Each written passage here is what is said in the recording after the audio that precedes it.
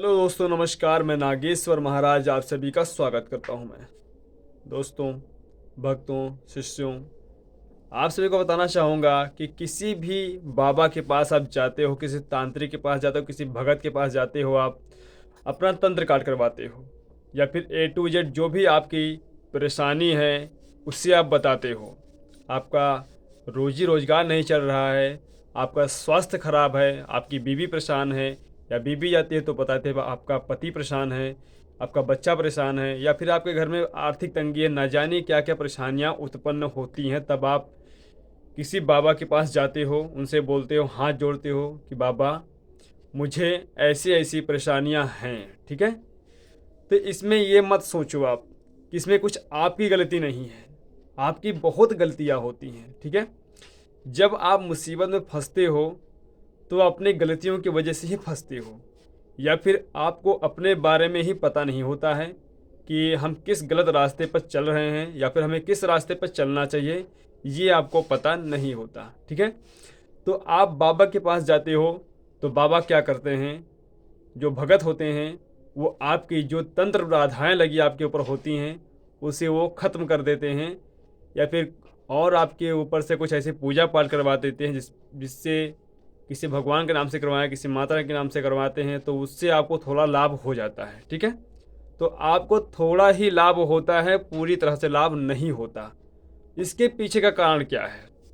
ठीक है, इसके पीछे का कारण क्या है? पूजा पाठ करने से आपको लाभ वैसे भी होता है, लेकिन जब किसी बाबा के द्वारा पूजा होता है तो बाबा शक्तियों को बुलाकर पूजा करते हैं, तो वो आपके कुछ दुखों को काट देते हैं। ठीक है, और अगर बाबा ने आपके कुल देवी और पितृ, रोजी रोजगार और लक्ष्मी बंधन कट कर दिया तो आपके जीवन में बहुत सारी खुशियां आ जाती हैं। ठीक है, मान लिया जाए कि इतने सारे बंधन आपके काट दिए उन्होंने। ठीक है, अगर अच्छा गुरु है तो ही वो इस बंधन को काट सकता है। अच्छा गुरु नहीं है तो आपके ऊपर से ही पूजा पाठ करवा के वो सब सारी चीज़ें आपको थोड़ा से ही लाभ होगा। और जब लक्ष्मी बंधन, रोजी रोजगार बंधन, पितृ बंधन, कुल देवी बंधन जब कोई काट देता है तो आपको थोड़ा ज़्यादा लाभ होता है। ठीक है, उसके बाद आप गलती क्या करते हो? मान लिया जाए आपके सारे बंधन कट गए, आपके सारी ऊर्जा जो है वो बिल्कुल निर्मल हो गई, अच्छी हो गई, पावन हो गई। फिर आप वहाँ से आते हो, अपने ज़िंदगी में मस्त हो जाते हो। फिर आपको किसी चीज़ का ध्यान नहीं रहता। आपको ना पूजा का ध्यान रहता है, ना ही आपकी कुलदेवी माता का ध्यान रहता है, ना ही पितृ का ध्यान रहता है, ना ही रोजी रोजगार का ध्यान रहता है, और ना ही आपके लक्ष्मी बंधन का ध्यान रहता है। क्यों नहीं रहता? इसके पीछे का कारण क्या है? आप जब अच्छे हो जाते हो ना तो आप एक प्रकार से अपने ही धुन में खोए रहते हो, और फिर आप बाद में परेशान किस प्रकार से होते हो? जैसे मान लिया जाए कि आपने अपनी कुल देवी माता को पूर्णिमा में भोग नहीं दिया, तो कुल देवी माता 1 महीने देखेंगी, 2 महीने देखेंगी, तीसरे महीने में वो आपसे नाराज हो जाएंगी। ठीक है, फिर आपके घर में आर्थिक तंगी, बीमारी, मुसीबत सब उत्पन्न हो जाएगी। पितृ का सम्मान आप नहीं करोगे, उनकी डेली पूजा नहीं करोगे, उनको अमावस्या में भोग आप नहीं दोगे, तो धीरे धीरे पितृ भी वो अपने आप को बंधन में डाल देते हैं। ठीक है, फिर आपके ऊपर उनका उल्टा प्रभाव शुरू होता है, तो आप कहते हो परेशानी आ गई। ठीक है, पूर्णिमा में किसी प्रकार से पूजा नहीं करते हो, किसी भी प्रकार का हवन नहीं करते हो, इससे भी परेशानियां घर में बहुत ज़्यादा हो जाती है।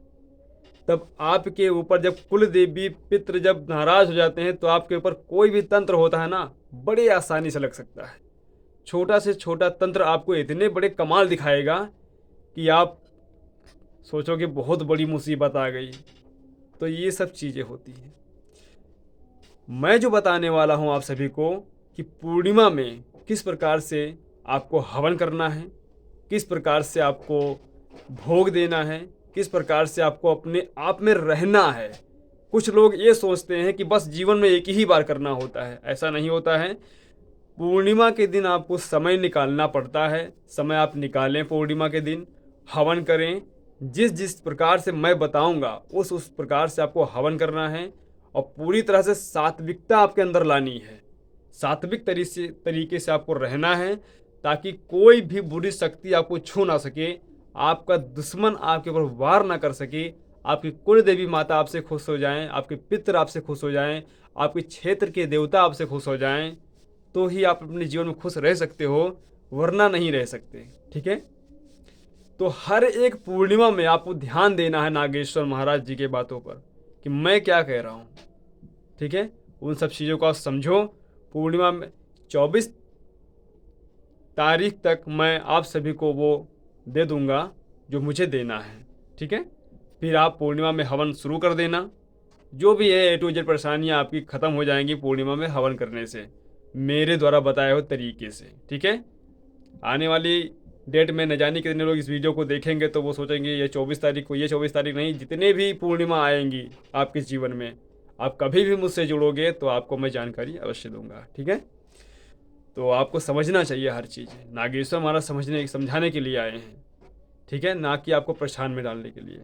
ठीक है, पूर्णिमा में हवन नहीं करोगे, पूर्णिमा में भोग नहीं दोगे, अमावस्या में ध्यान नहीं रखोगे, तो भाई आपको परेशानी उत्पन्न हो जाएगी। ठीक है, फिर किसी भी बाबा से तंत्र काट करवा लेना, फिर से आप परेशान हो जाओगे। ठीक है, तो इसीलिए मेरा उद्देश्य है कि आप सभी को समझाना, आप सभी को लाइन पे लाना। अपने जीवन में हमेशा खुश रह सकते हो, तभी रह सकते हो जब मेरे बताए अनुसार चलोगे आप। ठीक है, या फिर कोई अच्छा गुरु आपका मार्गदर्शन करता है तो उसके बताए अनुसार चलोगे तो भी आप खुश रह सकते हो। ठीक है, मैंने जो जानकारी दी उससे आप ध्यान से समझो और अपने आप को हमसे जोड़ने की कोशिश करो। ठीक है, सब समझा देंगे हम, आपके जीवन में खुशी आएंगी। ठीक है, और ये वीडियो पसंद आए तो लाइक कर दिया करो। ठीक है, और नए हो तो चैनल को सब्सक्राइब कर लेना। ठीक है, जय माता दी, जय भैरव, जय महाकाल, जय महाकाली, जय गुरुदेव, हर हर महादेव, शंभो सूत्रधारी।